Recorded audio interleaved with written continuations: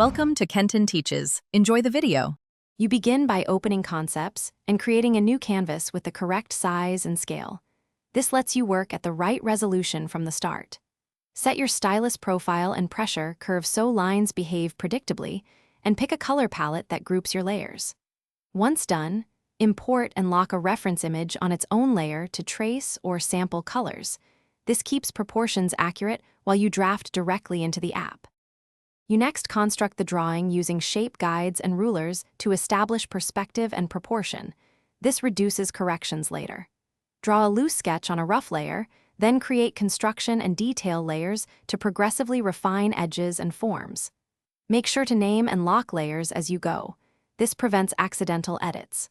Also, use pinch and two-finger pan to navigate the infinite canvas efficiently, and keep consistent zoom levels so details remain coherent when you merge or export layers.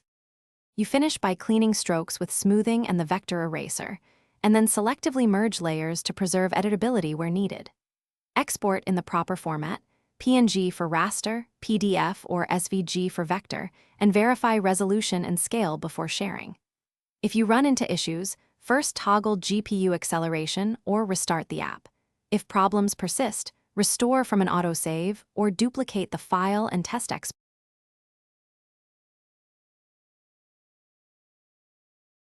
Thanks for watching. Please subscribe if this video was helpful.